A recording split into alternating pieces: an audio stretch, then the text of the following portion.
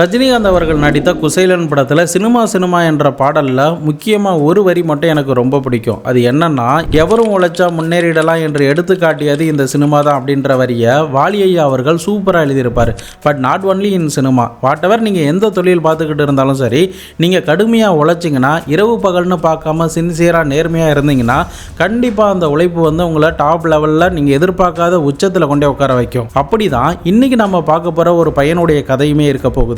100 வருஷத்துக்கு முன்னாடி ராஜஸ்தான் மாநிலத்தில் ஒரு ஏழை மார்வாடி குடும்பத்தில் பிறந்த 12 வயது இருந்த ஒரு சிறுவன் 2 பைசாவுக்கு பெக்கானர் என்ற பகுதியில் புஜியாவை வித்துக்கிட்டு வந்திருக்காரு. அப்படி ஆரம்பிக்கப்பட்ட அந்த தொழில் நாள பின்னா வளர்ந்து 80 நாடுகளில் தங்களுடைய சேல்ஸை விரிவுபடுத்தி இருந்திருக்காங்க. அது மட்டும் இல்லாமல் ஃபைனான்சியல் இயர் 2023 அடிப்படையில் 1.1 பில்லியன் அமெரிக்கன் டாலர் அளவுக்கு அவங்க சேல்ஸ் ரெவென்யூ எடுத்திருக்காங்க. கிட்டத்தட்ட நம்ம ஒரு மதிப்புப்படி 9,000 கோடி ரூபாய் கிட்ட வருது.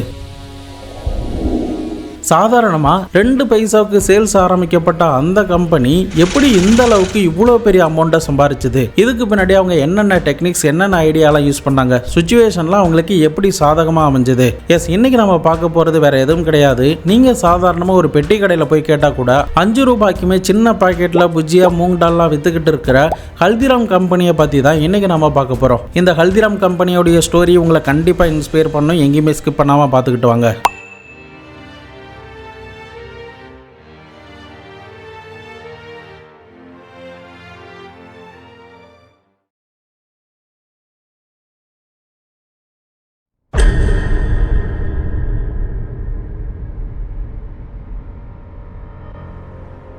ஆயிரத்தி 1908 ராஜஸ்தான் மாநிலத்தில் உள்ள பிகானர் என்ற பகுதியில் ஒரு ஏழை மார்வாடி குடும்பத்தில் பிறந்த பையன்தான் கங்கா பிஷன் அகர்வால் என்கிற ஹல்திராம்ஜி. இந்த ஹல்திராமுடைய தாத்தா அந்த பகுதியில் உள்ள சந்தையில் புஜியாவை வித்துக்கிட்டு வராரு. இவர் யார்கிட்ட இருந்து கத்துருக்காருன்னா, தன்னுடைய வீட்டுக்கு வந்த மருமகள் ஒரு நாள் இவருக்கு இந்த புஜியாவை செஞ்சு கொடுத்துட்டு இருந்திருக்காரு. புஜியானா வேற ஒன்றும் கிடையாது, நம்முடைய ஸ்வீட் கடையெல்லாம் நீங்கள் பார்த்தீங்கன்னா ஓம் பொடி என்ற பேரில் ஒரு மிக்சர் மாதிரி இருக்கும், அதுதான் இந்த புஜியா. இந்த புஜியாவை இவங்களுடைய தாத்தா அங்கே இருக்கிற சந்தையில் எப்போதுமே போய் வித்துட்டு வருவாரு. அப்படிதான் இந்த ஹல்திராமுக்கு 12 வயது இருக்கிற சமயத்துல தாத்தா கிட்ட இருந்து எப்படியாவது இந்த புஜியாவை கத்துக்கணும் அப்படின்ற ஆசை அந்த பையனுக்கு தோண ஆரம்பிக்குது. இதனால தாத்தாவுடைய சமயக்கட்டுக்கு போயிட்டு பயங்கரமா அந்த தாத்தாவுக்கு உதவி பண்றாரு. தாத்தா கிட்ட இருந்து அந்த புஜியா செய்யறது எப்படிங்கிறதுமே அந்த பையன் கத்து இருந்திருக்கான். நாளை பின்ன அந்த தாத்தா அதோட நிறுத்தாம சேல்ஸ் நடக்கிற இடமான சந்தைக்குமே அந்த பையனை கூட்டு போயிட்டு எப்படி அவர் வியாபாரம் பண்றாரு அப்படிங்கிறதுமே பார்க்க வச்சிருந்திருக்காரு. அப்போ ஹல்திராமுக்குமே ரொம்ப சின்ன வயதா இருந்தாலுமே பிரில்லியண்டா அங்க நடக்கிற எல்லா விஷயத்தையுமே நோட் பண்ணிக்கிட்டு வராரு. அந்த இடத்துல சேல்ஸ் எப்படி நடக்குது, தாத்தாவுடைய கடைக்கு எப்படி வராங்க, மக்கள் என்னென்ன மாதிரியான ஸ்நாக்ஸ்லாம் வாங்குறாங்க போன்ற விஷயங்கள் எல்லாத்தையுமே அந்த சின்ன பையன் ஒன்று விடாம நோட் பண்ணிக்கிட்டே இருந்திருக்கான். இப்படி இருக்கிற சமயத்துல தான் தொடர்ந்து தன்னுடைய தாத்தா கூட இந்த சேல்ஸ் பண்றதுக்காக வரும்போது ஒரு முக்கியமான ஒரு பாயிண்டை நோட் பண்றான். அது என்னன்னா, தாத்தா எடுத்துட்டு வந்த ஸ்நாக்ஸ் தீர்ந்ததுக்கு பிறகும் கூட தாத்தா கிட்ட இந்த புஜியாவை கேட்டுக்கிட்டே இருந்திருக்காங்க. இவங்களால கொடுக்க முடியாத ஒரு சுச்சுவேஷனும் இருந்திருக்கு. இதை தெரிஞ்சுக்கிட்ட அந்த பையன், நம்ம இன்னும் இந்த சேல் அதிகப்படுத்தணும், இன்னும் நம்முடைய குடும்பத்துக்கு வருமானம் அதிகமாக்கணும் அப்படின்னு தோணி இருந்திருக்கு. இதனால் புதுசாக நம்ம வேற ஏதாவது ட்ரை பண்ணால் இன்னுமுமே சேல்ஸ் அதிகமாகும் அப்படின்னு அந்த பையனுக்கு தோண ஆரம்பிக்குது. இதனால் அவங்களுடைய தாத்தா அப்போ வரைக்குமே பேசன் பவுடரை பயன்படுத்தி தான் இந்த புஜியாவை தயாரிச்சுக்கிட்டு வராரு. அதாவது கடலை மாவை பயன்படுத்தி தான் புஜியாவை தயாரிச்சுக்கிட்டு வராரு. இப்போ டிஃப்ரெண்ட்டாக ஏதாவது மக்களுக்கு கொடுத்தோன்னா கண்டிப்பாக வந்து கிளிக் ஆகும் அப்படின்ற ஒரு ஐடியா இந்த பையனுக்கு தோணி இருந்திருக்கு. அதன் அடிப்படையில் தான் ராஜஸ்தானில் அந்த சமயத்தில் மோதுடால்னு சொல்லப்படுற நரி பயிர் அவங்க ஊரில் பயங்கரமாக விளைஞ்சிருந்திருக்கு. இந்த மோதுடாலையும் பேசன் பவுடரையும் மிக்ஸ் பண்ணா புதுசா ஒரு புஜியாவை நம்ம தயாரிக்கலாம், அது டேஸ்டா இருக்கும் அப்படின்ற ஒரு ஐடியா இந்த பையனுக்கு தோணி இருந்திருக்கு. அதே சமயம் தாத்தா தயாரிக்கிறது வந்து கொஞ்சம் தடிமனாகவும், அதாவது திக்காவும் சாஃப்டாவும் இருக்கு. இதை வந்து நம்ம தின்னாவும் கிறிஸ்பியாவும் கொடுத்தா கண்டிப்பா மக்கள் வந்து ஏத்துப்பாங்க. அவங்க வாயில போட்டு மெல்லும் போதே கிறிஸ்பினஸ் இருந்துச்சுன்னா கண்டிப்பா இந்த டேஸ்ட் அவங்க கிட்ட ஒர்க் அவுட் ஆயிடும் அப்படின்ற ஒரு எண்ணம் இந்த ஹல்திராமுக்கு தோணி இருந்திருக்கு. அதன் அடிப்படையில் மார்க்கெட்ல அந்த சமயத்தில் ஸ்டாண்டர்டா கிடைக்கக்கூடிய மெஸ்ஸை தான் இவங்க பயன்படுத்தி இருந்திருக்காங்க. அந்த மெஸ்ஸில் பார்த்தா ஓட்டை வந்து பெருசாக இருந்திருக்கு. இதை நம்ம சின்னதாக்கி நம்முடைய புஜியாவை மெல்லிசாக்கி ஒரு கிறிஸ்பியாக கொடுக்கணுங்கிறது தான் இந்த ஹல்திராமுடைய பிளான். இதுக்காக இந்த மெஸ்ஸு தயாரிக்கக்கூடிய ஆட்கள் கூட சேர்ந்து தன்னுடைய புஜியா தயாரிக்க போகிற ஐடியாவுக்கு ஏற்ற மாதிரி அந்த புதுசான மெஸ்ஸை இந்த பையன் உருவாக்கி இருந்திருக்காரு. அதன் அடிப்படையில் பல முயற்சிகளுக்கு பிறகு ஹல்திராம் நினைச்ச மாதிரியே மெலிசாவும் கிறிஸ்பியாகவும் அந்த புஜியாவை தயாரிச்சிருந்திருக்காங்க. தொடர்ந்து மார்க்கெட்டில் விற்கும் போது எல்லார்கிட்ட இருந்துமே வரவேற்பு கிடைக்குது. எல்லாருமே அந்த புஜியாவை வாங்கி சாப்பிட்டதுக்கு பிறகு மறுபடியுமே இந்த ஹல்திராம் கிட்டேயே அந்த புஜியாவை வாங்கிக்கிட்டே இருந்திருக்காங்க. நாட்கள் ஆக ஆக சேல்ஸ் எகிரிக்கிட்டே போகுது. ஒரு கட்டத்தில் தாத்தா கிட்ட இருந்த மொத்த பிசினஸுமே டேக் ஓவர் பண்ணதுக்கு பிறகு தன்னுடைய குடும்பத்தோடைய பசி பட்னி அப்படின்னு சொல்லி எல்லாத்தையுமே தீர்த்து இருந்திருக்காரு. அதன் பிறகுதான் 1944 இவருக்கு 36 வயது இருக்கும் போது கல்யாணமாகி 3 ஆண் பசங்க இருக்காங்க. இந்த சமயத்துல தான் அவருடைய வாழ்க்கையில நினைச்சு கூட பார்க்க முடியாத ஒரு துயர சம்பவம் நடக்க போகுது.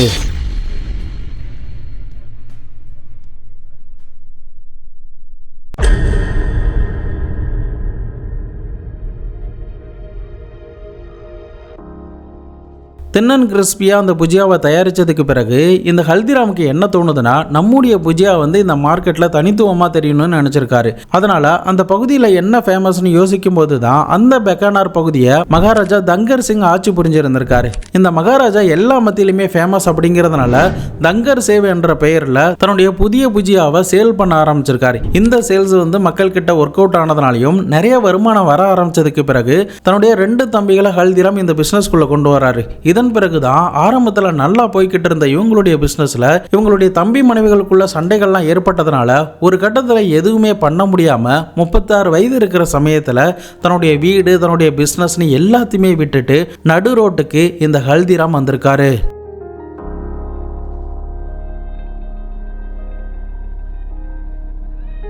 அடுத்ததாக லைஃப்பில் என்ன பண்ண போகிறோம் அப்படின்னு நிராயுத பாணியாக இவர் ரோட்டில் நின்றுக்கிட்டு இருந்த சமயத்தில் தான் மார்க்கெட்டில் போயிட்டு ஏதாவது வேலை தேடலாம் அப்படின்னு சொல்லி போயிருக்காரு.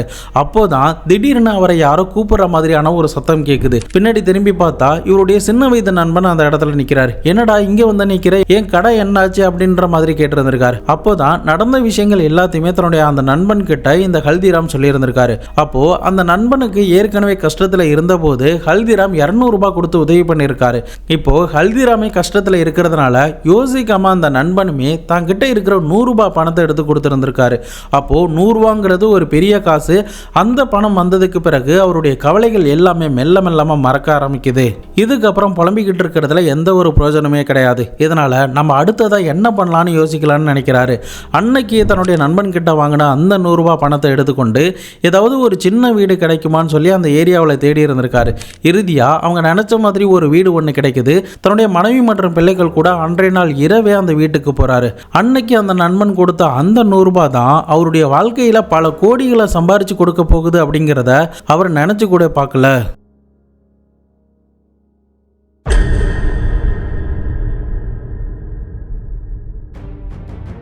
கிடைச்ச அந்த 100 ரூபா பணத்தில் வீட்டுக்கு உண்டான அட்வான்ஸ்லாம் கொடுத்துருந்துருக்காரு. இது போக அவர் என்ன யோசிக்கிறார்னா, மார்க்கெட்டுக்கு வேலைக்கு போகலாம் நம்முடைய குடும்பத்தை காப்பாற்ற முடியாது, இதனால் மறுபடியுமே ஏதாவது பிஸ்னஸ் பண்ணணும் அப்படின்னு தான் யோசிக்கிறாரு. அப்போ தான் ஹல்திராமுடைய மனைவியான தேவி அப்பப்போ அவருக்கு வந்து மூங் டால் வந்து செஞ்சு கொடுப்பாங்க. அந்த மூங் டாலுடைய டேஸ்ட் வந்து இவருக்கு பயங்கரமாக பிடிக்கும். இதனால் இதை ஏன் வந்து நம்ம மார்க்கெட்டில் விற்கக்கூடாதுன்னு யோசிக்கிறாரு. இதை பற்றி மனைவி கிட்ட சொல்லும்போது கூட அவங்களுமே சம்மதம் தெரிவிக்கிறாங்க. இதனால் பாக்கி இருக்கிற காசில் மசாலா மூங் டால்னு சொல்லி எல்லாத்தையுமே வாங்கி அடுத்த நாள் காலையிலேயே, அதாவது விடியற் காலையிலேயே அந்த மூங் டால் தயாரிக்கிற விஷயங்களில் ஈடுபடுறாங்க.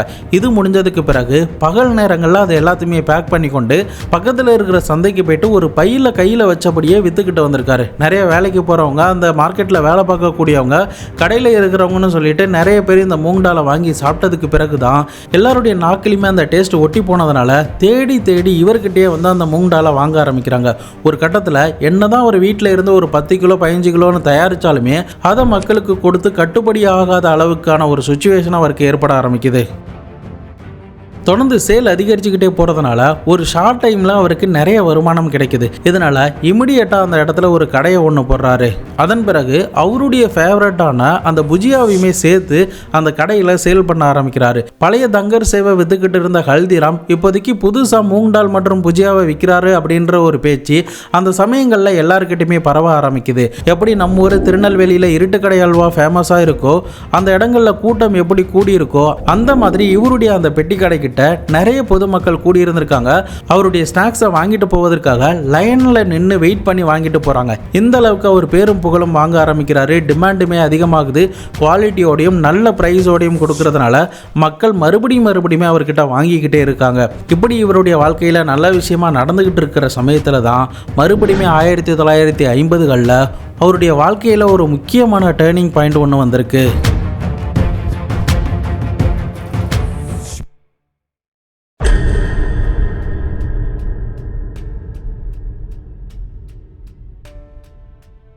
இவருடைய பிசினஸ் நல்லா பீக்கில் போய்கிட்டு இருந்த சமயம் திடீர்னு இவருடைய நண்பனுடைய மகளுக்கு கொல்கத்தாவில் திருமணம் நடந்திருக்கு. இந்த திருமண விழாவில் பஃபே சிஸ்டத்தில் இவருடைய புஜியாவை போடணும்னு அந்த நண்பர் ஆசைப்பட்டிருக்காரு. அதன் அடிப்படையில் 1950களில் இவர் ராஜஸ்தானில் இருந்து கொல்கத்தாவுக்கு வந்து அந்த ஃபங்க்ஷனில் தன்னுடைய புஜியாவை போட்டிருக்காரு.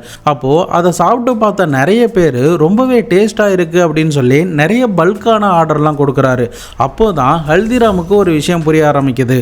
கொல்கத்தாவில் இந்த புஜியாவுக்கு பெரிய டிமாண்ட் இருக்குது அப்படின்னும் அந்த இடத்துல எந்த காம்படிஷனுமே இல்லை, அதனால் இங்கே ஒரு கடையை போட்டால் நம்மளால் பெரிய சேலை பிடிக்க முடியும் அப்படின்னு நினைக்கிறாரு. அவர் நினச்ச மாதிரியே நிறைய பல்க் ஆர்டர்லாம் வந்ததுக்கு பிறகு அதை எல்லாத்தையுமே பண்ணி கொடுக்குறாரு.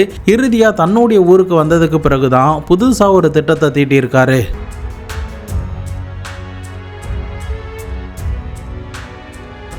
1955 அடிப்படையில் இவருக்கு 3 பிள்ளைகள் இருக்காங்கன்னு சொன்னல. அதில் முதலாவது மகனுடைய பெயர் மோல்சந்த், இரண்டாவது மகனுடைய பெயர் சத்யதாஸ், மூன்றாவது மகனுடைய பெயர் ராமேஸ்வரலால். இதில் மூன்றாவது மகனான ராமேஸ்வரலால் தான் இந்த கொல்கத்தாவுக்கு அனுப்பி அங்கே ஒரு பிஸ்னஸை ஸ்டார்ட் பண்ணலான்னு நினச்சிருக்காரு. இவர் கூடவே மூத்த மகனான மோல்சந்தோடைய மூத்த மகனான சிவகிஷன் என்பவரையுமே இந்த கொல்கத்தாவுக்கு அனுப்பி வைக்கிறாரு. தன்னுடைய இளைய மகன் மற்றும் மூத்த பேரனை இந்த இடத்துக்கு அனுப்பி வைத்து புதுசாக ஒரு கடையை 8 ஸ்கொயர் ஃபீட்ல இவங்களுடைய புஜியா மற்றும் மூங் டாலை ஸ்டார்ட் பண்ணி இருந்திருக்காங்க. அதன் பிறகு இவங்களுடைய சேல் அந்த இடத்துலையுமே பிச்சுக்க ஆரம்பிக்குது. கொஞ்ச நாட்கள்லயே அந்த கடை 8 ஸ்கொயர் ஃபீட்ல இருந்து 25 ஸ்கொயர் ஃபீட்டா மாறுது. அதன் பிறகுமே இவங்களுடைய சேல் இன்க்ரீஸ் ஆகிக்கிட்டே போகுது. மறுபக்கம் ராஜஸ்தான்லையுமே இந்த ஹல்திராம் தன்னுடைய பிசினஸை இன்னும் டெவலப் பண்ணிக்கிட்டே போறாரு. தொடர்ந்து அந்த பிசினஸை தன்னுடைய மூத்த மகனான மோல்சந்த் கிட்ட கொடுத்திருக்காரு. கொல்கத்தா பிரான்ச்சில் 150 இருந்து 200 கிலோகிராம் ஒரு நாளைக்கு போடுவாங்க. அவ்வளோ கிலோவும் வித்ததுக்கு பிறகும் கூட மக்கள் மறுபடியுமே புஜியாவை வந்து கேட்டுக்கிட்டு இருந்திருக்காங்க. அப்போ சேல்ஸ் எந்த அளவுக்கு இருந்திருக்கும்னு பாருங்க. தொடர்ந்து அவங்களுடைய ப்ரொடக்ஷனை இன்க்ரீஸ் பண்ணி நிறைய பேருக்கு வியாபாரம் பண்ணிக்கிட்டே வராங்க. இப்படி இருக்கிற சமயத்தில் தான் 1968 ஹல்திராமுடைய இந்த பிசினஸ் 2 பிரான்ச்சா பிரிஞ்சு 2 மகன்கள் கிட்ட ஒப்படைக்கப்படுது. ஒன்னு மூத்த மகனான மோல்சந்த் கிட்ட ராஜஸ்தான்ல இருக்கிற பெக்கானார் பிசினஸை கொடுத்திருந்திருக்காரு. மறுபக்கம் கொல்கத்தா பிசினஸை தன்னுடைய இளைய மகனான ராமேஸ்வர் கிட்ட கொடுத்திருக்காரு. இரண்டாவதா பிறந்த சத்யதாஸ் சொந்தமாவே ஒரு பிசினஸ் ஸ்டார்ட் பண்ணி அவருமே செட்டில் ஆயிருந்திருக்காரு. இப்படி 3 பேருமே 1968 அந்த ஊர்ல செட்டில் ஆயிருந்திருக்காங்க. ஹல்திராமுமே ஆஃப் ரிட்டையர்மெண்ட் ஆன மாதிரி வீட்டில் இருந்தபடியே அப்பப்போ இந்த பிஸ்னஸை வந்து சூப்பர்வைசிங் மட்டும்தான் பார்த்துக்கிட்டு வராரு. இப்படி இருக்கிற சமயத்தில் தான் இந்த சித்தப்பா கூட, அதாவது கொல்கத்தாவுக்கு ராமேஸ்வர் கூட மோல்சந்தோடைய மகனான சிவகிஷன் வந்தாருன்னு சொன்னல.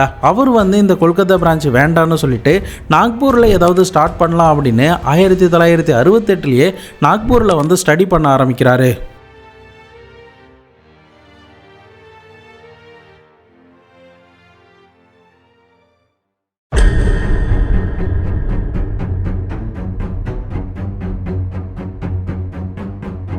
நாக்பூரில் செக் பண்ணி பார்த்ததில் மராட்டி மக்கள் ஸ்வீட்ஸ் தான் அதிகமாக சாப்பிட்றாங்க. இதனால் நாக்பூரில் ஒரு கடையை ஸ்டார்ட் பண்ணுறாரு. அப்படி ஸ்டார்ட் பண்ணப்போ வெறும் புஜியாவை மட்டும் கொடுத்தா மக்கள் வரமாட்டாங்க, அவங்களுக்கு ஸ்வீட் நிறைய பிடிச்சிருக்கிறதுனால இவருடைய ஃபேவரட்டான காஜு கட்லி என்ற ஸ்வீட்டை இந்த புஜியா கூட சேர்த்து காம்போ ஆஃபரில் விற்க ஆரம்பிக்கிறாரு. ஆரம்பத்தில் மக்கள் அதுக்கு பெருசாக அட்டென்ஷன் கொடுக்கலனாலுமே ஃப்ரீயாகவே டேஸ்ட் பண்ணி பாருங்க அப்படின்னு ஆஃபர் பண்ணியிருந்திருக்காரு. இதனால் நிறைய பொதுமக்கள் அந்த காஜு கட்லியுமே சாப்பிட்டதுக்கு பிறகு புஜியாவுமே சாப்பிட்டதும் அவங்களுக்கு டேஸ்ட் பிடிச்சிருந்திருக்கு. இதனால மெல்ல மெல்லமா இந்த ஹல்திராம் அப்படின்ற கடையோடைய பெயர் நாக்பூர் நகரில் பரவ ஆரம்பிக்குது. கொஞ்ச நாட்கள்லயே இவங்களுடைய சேலுமே அவங்க நினைச்ச மாதிரி எகிரிக்கிட்டே போயிட்டு இருக்கு.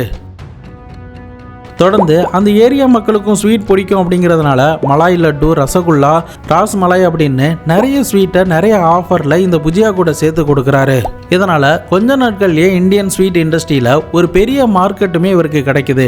அதன் பிறகு 1971 அதே ஊரில் வேற ஒரு இடத்துல ஒரு கடையை ஓப்பன் பண்ணி இதே மாதிரி சேல்ஸை இன்க்ரீஸ் பண்ணிக்கிட்டே போகிறாரு. இப்போது இந்த சிவகிஷன் என்ன நினைக்கிறாருன்னா, நம்முடைய பிஸ்னஸை வந்து இதோட நிறுத்திடக்கூடாது, இந்தியா முழுக்க இன்னும் பரவ வைக்கணும் அப்படின்னு நினைக்கிறாரு. அவங்களுடைய குடும்பத்துக்குள்ள என்ன ஒரு டீலிங் இருந்துச்சுன்னா, அவருடைய சித்தப்பாவான ராமேஸ்வர்லால் அப்படின்றவர் கொல்கத்தாவில் இந்த ஹல்திராம் பேரில் பிஸ்னஸ் பார்த்துக்கிட்டு வர்றாரு. இவர் கொல்கத்தாவை விட்டு வெளியில் வரக்கூடாது. அதே மாதிரி இந்த சிவகிஷனுமே கொல்கத்தாவில் போயிட்டு பிஸ்னஸ் பண்ணக்கூடாது. இப்படி ஒரு டீலிங் இவங்களுக்குள்ள இருந்ததுனால கொல்கத்தாவை தவிர மற்ற இடங்கள்ல வந்து நம்ம சேல்ஸை இன்க்ரீஸ் பண்ணணும் அப்படின்னு நினைக்கிறாரு. ராஜஸ்தான்லுமே இவருடைய அப்பாவான மோல்சந்த் தான் பார்த்துட்டு இருக்காரு. அதனால அதை பற்றி பிரச்சனை இல்லை. மற்ற ஸ்டேட்டை நம்ம எப்படியாவது பிடிக்கணும் அப்படின்னு சொல்லிட்டு ஸ்டார்டிங்கில் இவர் ஃபோக்கஸ் பண்ணது டெல்லி ஸ்டேட்டை தான். அதுக்கு அதுக்கு முன்னாடி நாக்பூர்லயே வந்து இன்னும் சேல்ஸ் இன்க்ரீஸ் பண்ணணும்னு நினைக்கிறாரு. அப்படிதான் ஒரு நாள் கீர்த்தி ரெஸ்டாரண்ட்டுக்கு ஒரு நாள் சாப்பிட போறாரு. அப்போ மராத்தி மக்கள் சவுத் இந்தியன் ஃபுட்டான இட்லி தோசையை தான் விரும்பி சாப்பிட்றாங்க. இந்த 2 டிஷ்ஷுக்காக இவ்வளோ பெரிய கூட்டம் இருக்கு அப்படிங்கிறத பார்க்குறாரு. இதனால நாமளுமே இந்த மாதிரி ஹோட்டல் ஆரம்பிச்சா நம்முடைய கடையில் இருக்கிற ஸ்வீட் ஸ்நாக்ஸ்லாம் இவங்க வாங்குவாங்க. அது கூடவே இவங்களுடைய இந்த டிஃபனில் சமோசா மற்றும் கச்சோரி அப்படின்ற அவங்க ஊரில் ஃபேமஸான அந்த டிஷ்ஷுமே சேர்த்து கொடுக்கலாம் அப்படின்னு நினைக்கிறாரு. அதன் அடிப்படையில் ஆரம்பத்தில் புதுசாக ஓப்பன் பண்ண அவருடைய 2வது கடையில் வந்து ஒரு 30 பேர் உட்காந்து சாப்பிட்ற மாதிரியான ஒரு சீட்டை ரெடி பண்ணுறாரு. அதன் பிறகு மக்களுமே ஆரம்பத்தில் தயக்கம் காட்டுறாங்க. ஃப்ரீயாகவே இவர் வந்து இந்த சமோசாவுமே கச்சோரியாவும் சாப்பிட்டு பாருங்க அப்படின்னு ஆஃபர் பண்ணுறாரு. இதனால மக்களுமே அதை வாங்கி சாப்பிட்டதுக்கு பிறகு டேஸ்ட் நல்லா இருந்ததுனால அந்த கடைக்கு ரிப்பீட்டடாக வர ஆரம்பிக்கிறாங்க. சாப்பிட்டது மட்டும் இல்லாமல் புஜியா, மூங் டால், இது கூட ஸ்வீட் அப்படின்னு சொல்லி நிறைய பொருட்களை அந்த கடையில் இருந்து வாங்க ஆரம்பிக்கிறாங்க. இப்போ இந்த சிவகிஷனுக்கு மனோகர்லால் மற்றும் மதுசூதன் அப்படின்ற 2 தம்பி இருக்காங்க. இந்த 2 தம்பியை வச்சு இந்த டெல்லி சேல்ஸை பிடிக்கலாம் அப்படின்னு நினைக்கிறாரு. டெல்லியில் போயிட்டு நிறைய மார்க்கெட்டை ஸ்டடீஸ் பண்ணி பார்த்ததுல நிறைய ஸ்நாக்ஸ் கடைலாம் இருக்குது. பொதுமக்களுடைய கூட்டமும் அந்த இடத்துல அதிகமாக இருக்குது. என்னதான் வரிசையாக கடைகள் இருந்தாலுமே மக்கள் வந்து வாங்கிக்கிட்டே தான் போகிறாங்க.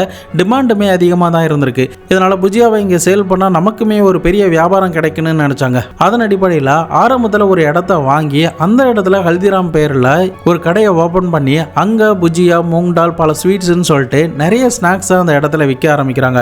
நாட்கள் நகர கொஞ்ச நாட்களே அவங்க நினச்ச மாதிரி மற்ற ஊர்களில் எப்படி சேல்ஸ் பிச்சுக்கிட்டு போனுச்சோ அதே மாதிரி இவங்களுடைய டேஸ்ட்டுக்கு மக்கள் எல்லாருமே வாங்க ஆரம்பிக்கிறாங்க. இப்படி டெல்லியிலையுமே நல்லா போய்கிட்டு இருந்த சமயத்தில் தான் திடீர்னு அவங்க எதிர்பார்க்காத நேரத்தில் 1984 நடந்த ஒரு கலவரத்தில் அவங்களுடைய கடை, வீடுன்னு எல்லாமே அடிச்சு நொறுக்கப்பட்டு கொளுத்தி விடப்பட்டிருந்திருக்கு. இதனால டெல்லியில் ஹல்திராமுடைய சேல்ஸ் மறுபடியுமே ஜீரோவுக்கு வந்திருக்கு.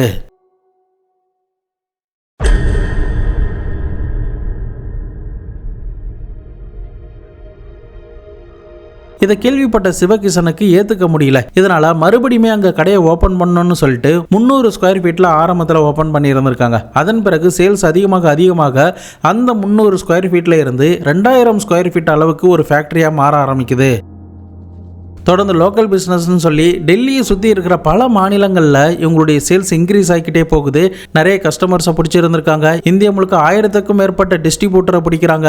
1 லட்சத்துக்கும் மேற்பட்ட ரீட்டைலர்ஸ் எல்லாம் பிடிச்சிருந்திருக்காங்க. இதனால இவங்களுடைய சேல்ஸ் இன்னமுமே இன்க்ரீஸ் ஆக ஆரம்பிக்குது. இது ஒரு பக்கம் இருக்க, அப்போதான் ஒரு விஷயத்தை நோட் பண்ணுறாங்க. கொக்கோ கோலா, லேஸு, நெஸ்லே போன்ற கம்பெனிகள் சாக்லேட்டு, பிஸ்கட்டு, கூல்ட்ரிங்க்ஸ் லேஸில் மட்டும்தான் கான்சன்ட்ரேஷன் பண்ணுறதுனால ஸ்வீட்ஸில் யாருமே கான்சன்ட்ரேஷன் பண்ணல. இதனால அதில் ஒரு பெரிய டிமாண்ட் இருக்கு அப்படிங்கிறத இந்த ஹல்திராம் கம்பெனி முடிவு பண்ணுது. அதன் அடிப்படையில் தான் வேரியஸ் கலர்ல ரசகுல்லா, குலோப் ஜாம், காரசேவு, மிக்சர், முறுக்கு அப்படின்னு சொல்லி பல இந்தியன் ஸ்வீட் ஸ்நாக்ஸ் எல்லாத்தையுமே இவங்களுடைய பிராண்ட்ல கொண்டு வந்து அதை பல்வேறு மாநிலங்களில் விற்க ஆரம்பிக்கிறாங்க.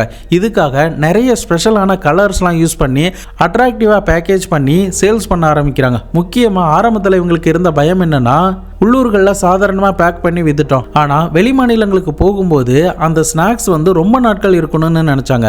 அதனால் அவங்களுடைய ஸ்நாக்ஸ் பாக்கெட்டில் நைட்ரஜன் கேஸை ஃபில் பண்ணி அதன் மூலயமா ரீட்டைலர் ஷாப்பில் நீண்ட நாட்கள் இருக்கிறதன் மூலயமா சேல்ஸுமே அவங்களுக்கு இன்க்ரீஸ் ஆகும் அப்படின்னு நினச்சாங்க.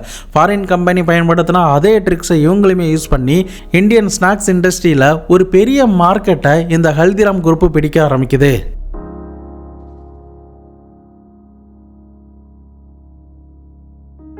தொடர்ந்து இந்த சிவகிஷன் இதோட நேரத்தில் ஃபாரினுக்குமே எக்ஸ்போர்ட் பண்ணணும்னு நினைச்சாரு. அதன் அடிப்படையில் USA, UK, சிங்கப்பூர்னு 80 நாடுகளுக்கு இவருடைய பிராண்டை விரிவாக்கம் பண்ணியிருந்திருக்காரு. அங்கேயுமே 400க்கும் மேற்பட்ட இவருடைய ப்ராடக்ட்ஸை விற்க ஆரம்பிக்கிறதுனால எக்கச்சக்கமான வருமானம் இந்த கம்பெனிக்கு வர ஆரம்பிக்குது. எல்லாருக்கிட்ட இருந்தும் நல்ல பேரும் ஒரு ப்ரீமியம் குவாலிட்டியில் பெஸ்ட்டாக எல்லாமே இருந்ததுனாலையும் கஸ்டமருமே லாயலாக இருந்ததுனாலையுமே இவங்களுடைய சேல்ஸ் டவுன் ஆகாமல் பீக்கிலேயே போய்கிட்டே இருக்கு. இறுதியாக ஒரு கட்டத்தில் இந்தியா முழுக்க அவங்களுடைய சேல்ஸ் அதிகமாகி சாதாரண சின்ன கடையில் இருந்து பெரிய கடை வரைக்கும் இவங்களுடைய ஹல்திராம் பாக்கெட்டை சின்ன பாக்கெட்டில் இருந்து பெரிய பாக்கெட் வரைக்கும் விற்க ஆரம்பிக்கிறாங்க. சோம்பப்படி, ரசகுல்லா, குலோப் ஜாம்னு சின்ன டின்னுலலாம் பேக் பண்ணி அதை சின்ன சின்ன கடைகள்லாம் இவங்க சேல்ஸ் பண்ண ஆரம்பித்ததுமே கிராமப்புறத்தில் இருக்கிற மக்களுக்குமே இந்த ஹல்திராமோடைய பிராண்டை பற்றி தெரிய ஆரம்பிக்குது. இறுதியாக 9000 கோடி ரூபாய் அளவுக்கு 2023 அடிப்படையில் அவங்க சம்பாரிச்சு வந்திருக்காங்க. சாதாரணமாக ஒரு சின்ன பையன் எந்தவித எதிர்பார்ப்புமே இல்லாமல் கடுமையாக உழைச்சி ஆரம்பிக்கப்பட்ட இந்த கம்பெனி இவ்வளோ பெருசாக ஆகும் அப்படிங்கிறத அந்த ஃபேமிலியில் இருந்த யாருமே நினைக்கவே இல்லை. ஹல்திராமோடைய பேரனான சிவகிருஷ்ணனால தான் இது எல்லாமே பாசிபிளாக இருந்திருக்கு. சாதாரணமாக 2 பைசாவுக்கு சேல்ஸ் ஆரம்பித்த ஹல்திராம் கம்பெனி நாளை பின்ன வளர்ந்து இவ்வளோ பெரிய கம்பெனியாக இவ்வளோ பெரிய அளவுக்கு சம்பாரிச்சதுன்னா சாதாரணமான ஒரு விஷயம் கிடையாது. அதுக்கு பின்னாடி அவங்களுடைய உழைப்பும் அவங்களுடைய ரிஸ்க்கும் பயங்கரமாக இருந்திருக்கு. எதையும் எதிர்பார்க்காம கஷ்டப்பட்டு உழைச்சிங்கன்னா கண்டிப்பாக அதுக்கான பலனை என்னைக்கா இருந்தாலும் நீங்கள் அறுவடை பண்ணுவீங்க அப்படிங்கிறது தான் இந்த ஹல்திராமோடைய கதை மூலமா நம்மளால் தெரிஞ்சுக்க முடியுது. ஒரு விஷயத்தில் நீங்கள் மேலே வரணும், சாதிக்கணும், நிறைய பணம் சம்பாதிக்கணும்னு நினச்சிங்கன்னா உழைப்பை மட்டும் நம்பி போட்டால் கண்டிப்பாக அதுக்கான பலனை உங்களால் அடைய முடியும். கண்டிப்பாக இவங்களுடைய கதை உங்களை இன்ஸ்பயர் பண்ணியிருக்கோம் அப்படிங்கிறத நினைக்கிறேன். நீங்கள் இந்த ஹல்திராம் கம்பெனியை பற்றி என்ன நினைக்கிறீங்க அப்படிங்கிறத மறக்காமல் கமெண்ட் பாக்ஸில் சொல்லுங்கள். இதை பற்றி உங்களுடைய நண்பர்களும் தெரிஞ்சுக்கணும்னு நினச்சிங்கன்னா அவர்களுக்கும் ஷேர் பண்ணி விடுங்க. வேற ஒரு தகவலோட வேற ஒரு வீடியோவில் உங்களை வந்து பார்க்குறேன். அது வரைக்கும் உங்களிடமிருந்து விடைபெறுவது உங்கள் பாபு.